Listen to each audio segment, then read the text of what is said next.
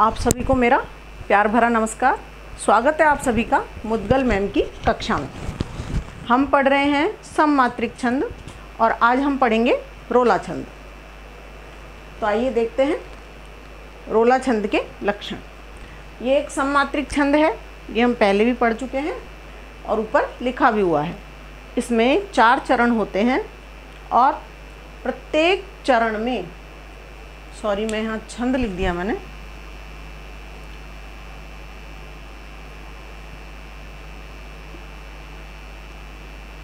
प्रत्येक चरण में, छंद के प्रत्येक चरण में 24 मात्राएं होती हैं और प्रत्येक 11-13 के क्रम से यति होती है। यानी 11 मात्राओं के बाद यति होगी, उसके बाद 13 मात्राओं पर फिर से यति होगी।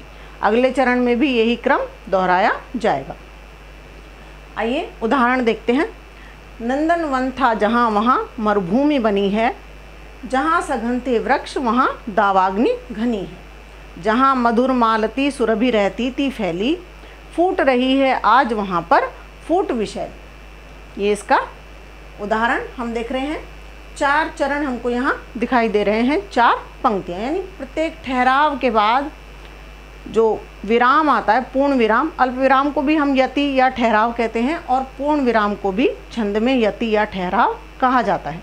तो पूर्ण विराम के बाद जब अगली पंक्ति चालू होती है तो वो अगला चरण कहलाता है। तो इस तरह से 1, 2, 3 और 4 चरण यहाँ पर हमें दिखाई दे रहे हैं।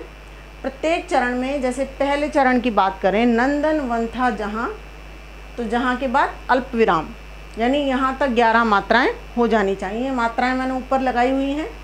नंदन ये आधा आ रहा है इसलिए ये दीर्घ हो जाएगा, गुरु हो जाएगा। फिर लघु और लघु, ये भी लघु दोनों, फिर ये गुरु, यहाँ लघु मात्रा आएगी और यहाँ गुरु। इसी प्रकार यहाँ लघु, और यहाँ तक हम देखें तो कितनी मात्राएं हो गई, 2, 3, 4, 5, 6, 2, 8, 9 और 2, 11। 11 पर यति। आगे देखिए, वहाँ लघु और गुरु, फिर लघु लघु गुरु और लघु, लघु और गुरु और ये भी गुरु। यहाँ पर भी गिन लेते हैं, 1, 2, 3, 4, 5, 2, 7 और 1, 8, 9, 2, 11 और 2, 13। इस प्रकार 11 पे यति और फिर 13 पर यति। इसी प्रकार प्रत्येक चरण में होगा।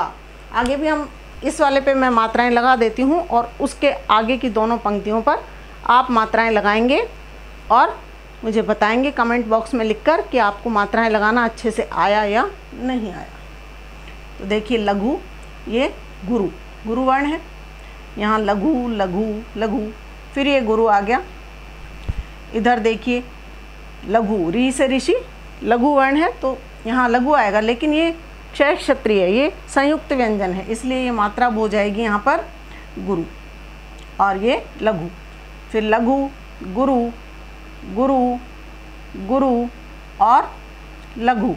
अब ये देखिए, अर्ध अक्षर आता है जहाँ पर, उससे पूर्व के वर्ण पर मात्रा गुरु हो जाती है। ये हमने नियम पढ़े थे तब पढ़ा था, लेकिन ये क्योंकि पहले से ही गुरु है इसलिए इस अर्ध अक्षर की मात्रा यहाँ पर नहीं लगेगी और यहाँ छोटी ही की मात्रा है इसलिए ये लघु है।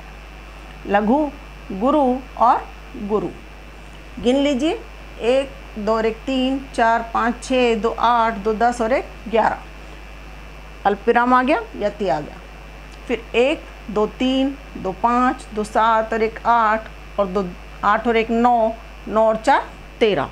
तो यहाँ भी मात्राएं हुई 11 और 13। इसी प्रकार आगे की पंक्तियों में भी आप लगाकर देख सकते हैं। तो ये था रोला छंद, बहुत ही सुंदर, अच्छा। आशा है आपको समझ आया होगा।